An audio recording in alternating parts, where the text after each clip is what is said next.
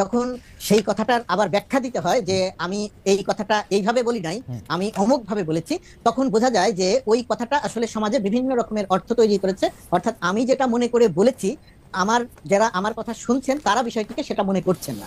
মনে করছেন না দুই ভাবে, একটা মনে করছেন না উদ্দেশ্যমূলক ভাবে, আরেকটা মনে করছেন না সত্যি সত্যিই তারা বুঝতে পারছেন না হয়তো যে আমি এটা দিয়ে কি বুঝালাম।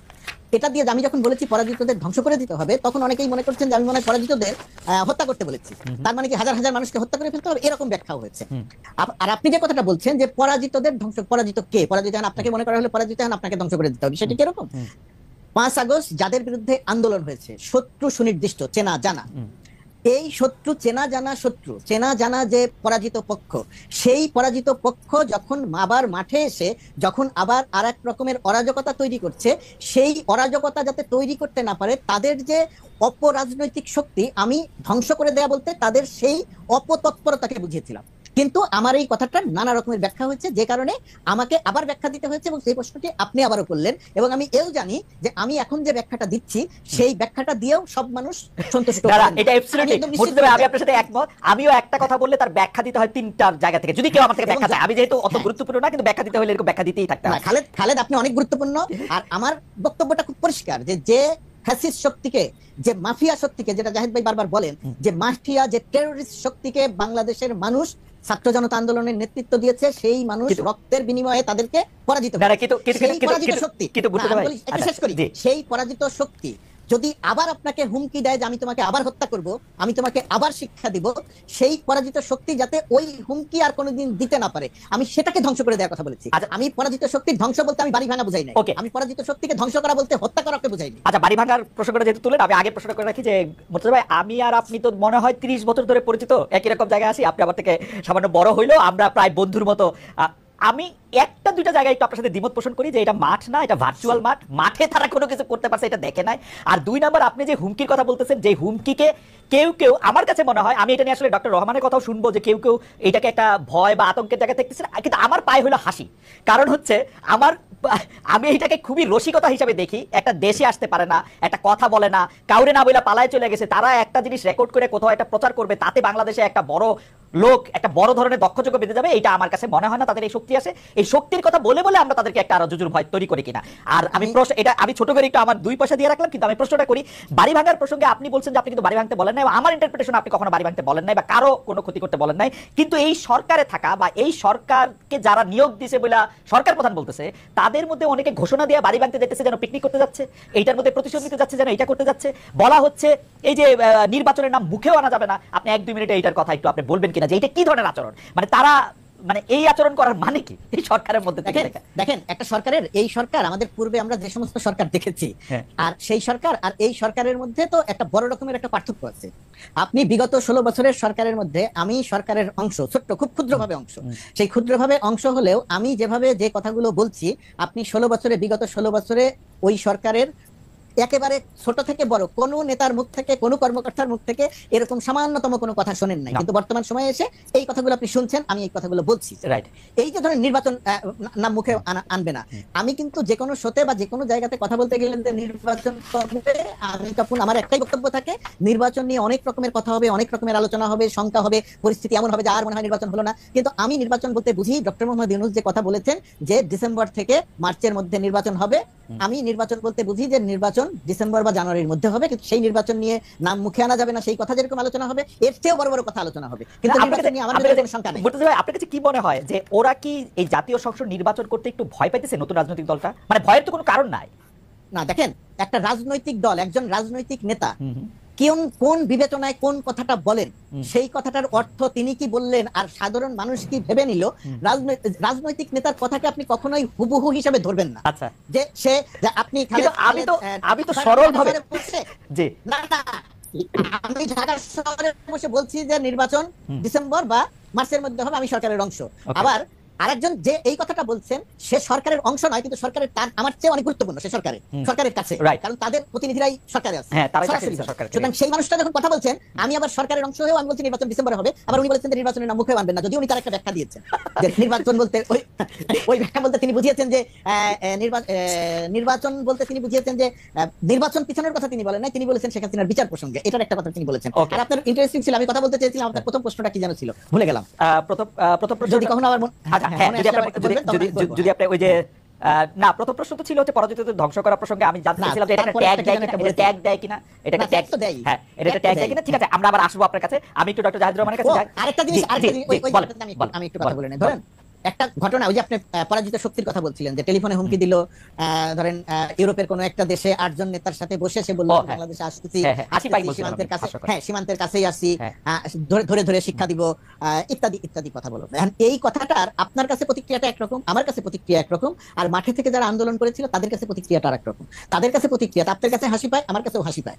হাসি পায় কেন? কারণ আমি জানি যে সে কখন আসতে পারবে না, আসার মতো অবস্থা তার নাই। 1 নম্বর, হরতাল দিল, সেই হরতাল কি হলো সেটা তো আমরা দেখলাম। কিন্তু যে মানুষগুলো মাঠে থেকে আন্দোলন করেছিল, ধরেন 4 তারিখে আমি যখন আমার অফিসের 6 তলায় দাঁড়িয়ে দেখছিলাম যে পুলিশ প্রথমে আসলো, পুলিশ পিছিয়ে গেল, পরে ছাত্রলীগ যুবলীগ অস্ত্র নিয়ে গুলি করতে করতে আসলো, আমাদের চোখের সামনে 4 থেকে 6 জনকে দেখলাম পড়ে গেল। একজন পড়ে গেছে, ওই যে সেই পুলিশের বক্তব্য, পুলিশের যে বক্তব্য, গুলি করি মরে একটা, আর বাকিটি যায় না, এটা আমার চোখের সামনে দেখা। কারণ আমরা কয়েকশো মানুষ সেটা দেখেছি চোখের সামনে। তো ওই যে ছেলেটা পাশে একজন দাঁড়িয়ে ছিল, সে হয় তার বন্ধু, সহপাঠী, সহকর্মী, একই সাথে স্লোগান দিচ্ছিল, তার মধ্যে একজন মারা গেল। তো ওই যে তার যে ভেতরে যে প্রতিক্রিয়া, সে কিন্তু আমার আর আপনার মতো সুস্থভাবে এখনো চিন্তা করছে না। আরেকটা দিক হচ্ছে যে সরকারের বয়স 7 মাস। আমরা যখন কথা বলি তখন প্রথমত কথা আমাদের ভেতরে একটা জিনিস তৈরি হয় যে 7 মাস বয়স হয়ে গেল, এখনো কিছু হলো না। এই যে 7 মাসটাকে আমরা অনেক ক্ষেত্রে, আমার ধারণা যে আমরা হয়তো 7 বছর মনে করে কথাটা বলে ফেলি। এটা মনে করার একটা কারণ আছে। একটা কারণ হয়তো এরকম, যে আমার সাথে হয়তো কেউ একমত হবেন, কেউ দ্বিমত করবেন, যে পরিস্থিতিতে ডক্টর মোহাম্মদ ইউনূস বাংলাদেশের দেশ পরিচালনার দায়িত্বে এসেছেন, এবং আসার আগে তার বিষয়ে দেশের জনমানুষের যে ধারণা ছিল, সারা পৃথিবীতে তার যে কর্মকাণ্ড গ্রহণযোগ্যতা, সেই পরিপ্রেক্ষিতে সারা দেশের মানুষের তার প্রতি যে গ্রহণযোগ্যতা ধারণা, সেই ধারণাটা সম্ভবত অনেকটা এমন ছিল যে ডক্টর মোহাম্মদ একজন ম্যাজিশিয়ান, তিনি আসবেন এবং এসে সব সমস্যার সমাধান করে ফেলবেন।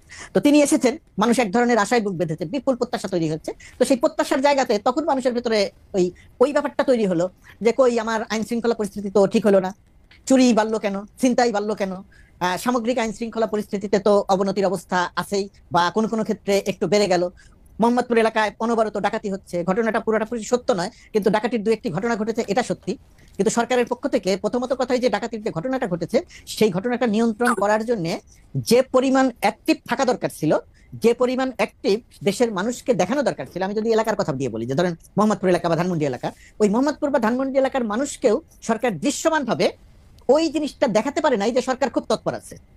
সরকার মানুষের মনে আস্থাটা আনতে পারে নাই। মানুষ একটা সামাজিক যোগাযোগ মাধ্যমে কেউ একজন লিখে দিল যে ডাকাতি হচ্ছে, ডাকাত হচ্ছে, অমুক এলাকায় ডাকাত করেছে, একটা পুরো অঞ্চলের পুরো এলাকার সব মানুষ জেগে বসে থাকলো লাইট জ্বালিয়ে, যে ঘুমানো যাবে না, তাহলে ডাকাত আসতে পারে। এই জায়গাটিতে সরকারের যে অ্যাক্টিভ রোল প্লে করার দরকার ছিল, সেই জায়গাটাতে একটা বড় রকমের ঘাটতি আছে।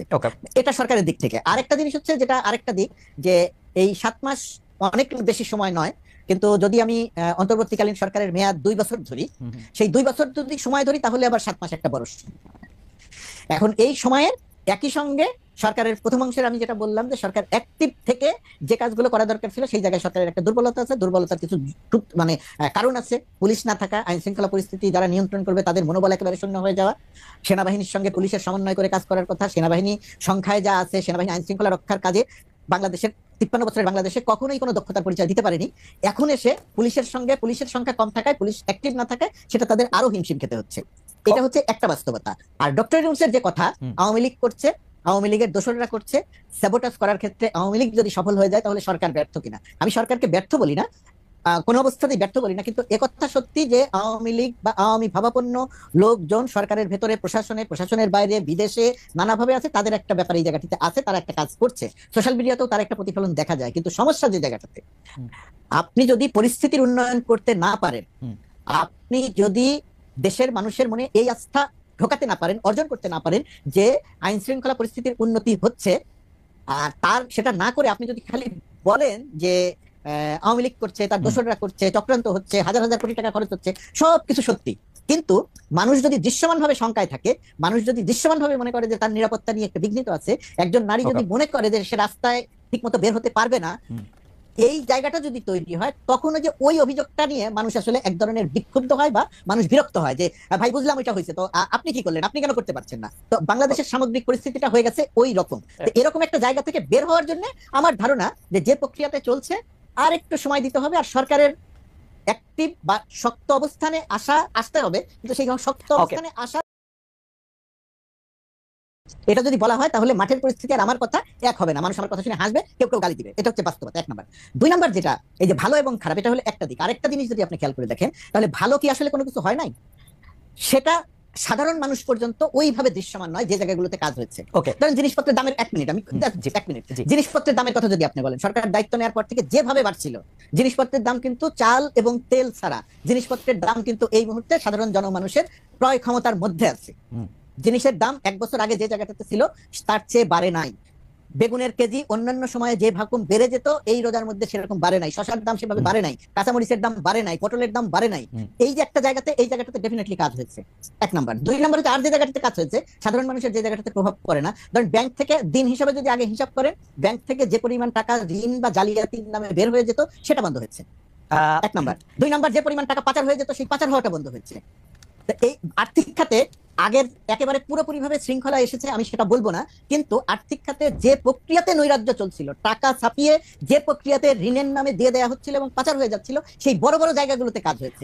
ঋণ, হ্যাঁ, এই জায়গাগুলোতে কাজ হয়েছে। সুতরাং কাজ হয় নাই এটা যদি আমি বলি তাহলে সেটাও আবার সত্য বলা হবে না। মুর্তজা ভাই, অর্থনৈতিক বিষয়গুলি আসার আগে আমরা একটু যদি নিরাপত্তার জায়গায় থাকি, কারণ অর্থনৈতিক বিষয়গুলিতে আমাদের আলাদা প্রশ্ন আছে, তবু আমি একটু নিরাপত্তার জন্য প্রশ্নটা করে রাখি। আপনি নিশ্চয়ই খেয়াল করেছেন যে বাংলাদেশের থেকে আমি আজকে রাখাল রাহার কথা বলি, সোহেল হাসান মোহাম্মদ গালিবের কথা বলি, বা অন্য কোনো ধর্ম প্রচারকের কথা বলি, প্রকাশ্যে সাতিমে রাসূল বা অন্য কোনো ঘোষণা দিয়ে বলা হচ্ছে যে তাদের কল্লা ফেলে দিতে হবে, তাদেরকে মৃত্যুদণ্ড দিতে হবে, আমাদেরকে হাতের স্বাধীনতা দিতে হবে। আমি অবিশ্বাসের জন্য সেই কথা আবার শুনতে চাইলাম, আবার এই কথা এরকম বলা হলো। আমি তো এরকম কোনো ব্যবস্থা দেখি নাই যেটা এই কথা আর কখনো বলা হবে কিনা। আপনি যে কথাটা বললেন এই কথাটা একদম শতভাগ সঠিক, এবং সরকার তো স্পষ্ট সরকারের